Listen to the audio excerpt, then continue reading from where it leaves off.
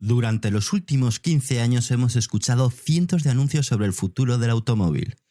Coches eléctricos capaces de recorrer 1000 kilómetros, baterías que se cambiarían en 5 minutos, camiones de hidrógeno que cruzarían continentes sin emitir una sola partícula de dióxido de carbono, vehículos solares que prácticamente no necesitarían enchufarse, robotaxis que trabajarían mientras sus propietarios dormían, fábricas revolucionarias que podrían instalarse en cualquier ciudad, coches diseñados por Apple, coches fabricados por Dyson, startups valoradas en miles de millones de dólares sin haber entregado todavía un solo vehículo.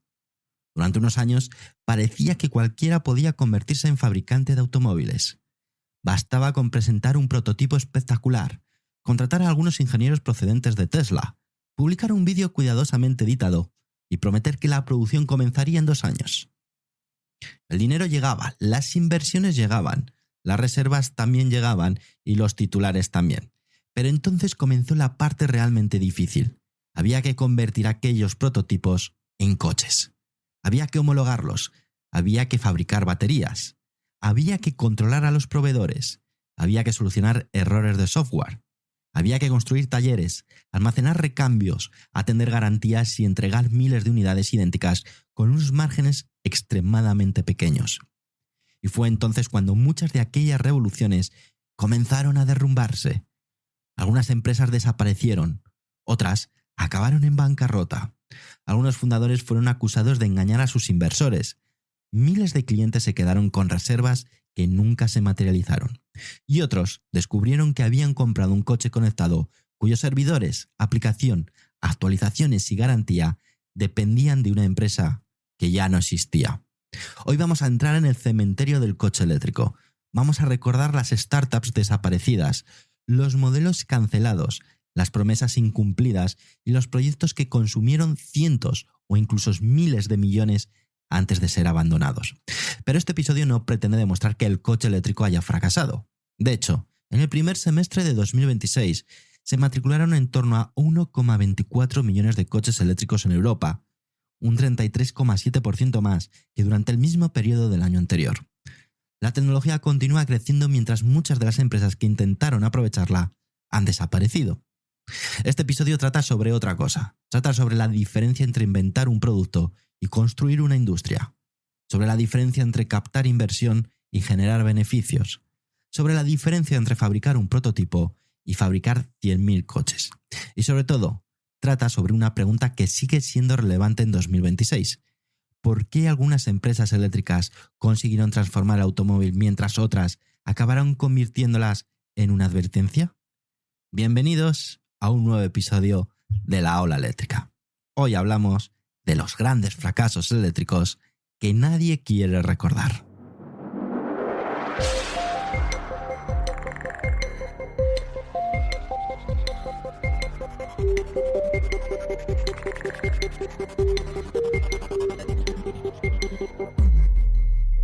Antes de hablar de startups, valoraciones bursátiles y rondas de inversión, tenemos que regresar a la década de 1990. Porque mucho antes de Tesla, BYD, Rivian o Lucid, General Motors ya había desarrollado un coche eléctrico moderno.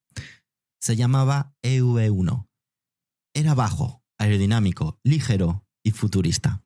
Tenía únicamente 2 plazas y había sido desarrollado desde cero como un vehículo eléctrico, en lugar de ser una adaptación de un automóvil de combustión. General Motors comenzó a ofrecerlo en 1996 mediante contratos de leasing, principalmente en California y Arizona. La primera generación utilizaba baterías de plomo ácido. Posteriormente, se introdujeron baterías de níquel metaliduro, que mejoraron notablemente su autonomía. En total se construyeron poco más de 1.100 unidades. La cifra puede parecer insignificante comparada con el mercado actual. Pero tenemos que situarnos en 1996. En aquel momento no existía una red pública de carga rápida. Las baterías de iones de litio todavía no se habían generalizado en la automoción. El precio del petróleo era relativamente bajo.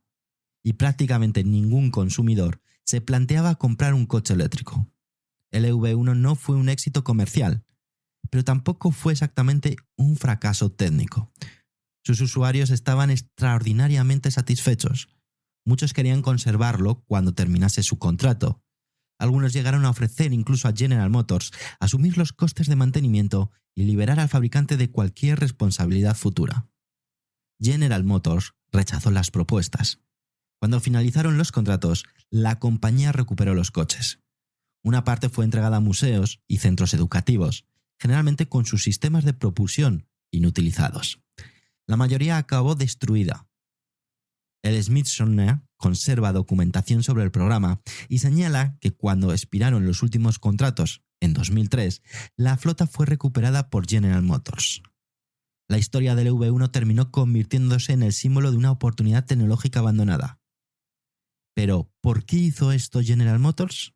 La explicación oficial era fundamentalmente económica. La empresa consideraba que no existía una demanda suficiente para justificar los costes de fabricación, mantenimiento, recambios y asistencia técnica. Y desde un punto de vista estrictamente financiero, probablemente tenía argumentos. El V1 era caro de producir, su mercado era muy pequeño, las baterías eran costosas y las normativas que había impulsado su desarrollo estaban siendo modificadas. Pero el problema no fue únicamente cancelar el coche.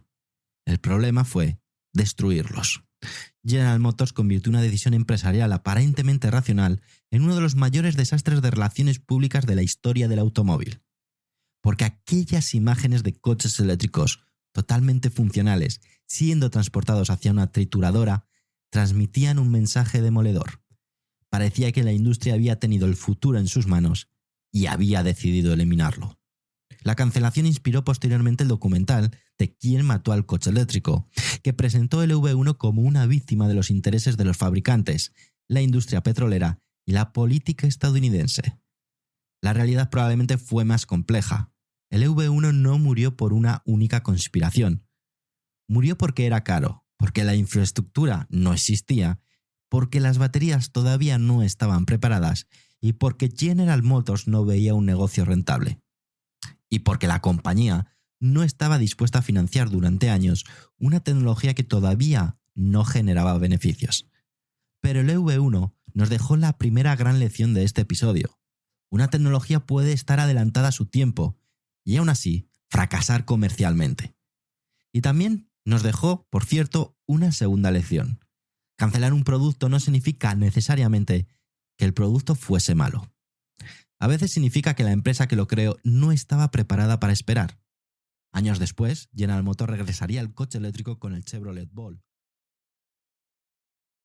¿Te está gustando este episodio? Hazte fan en iVoox para acceder a este y al resto de sus episodios extra desde otras aplicaciones de escucha.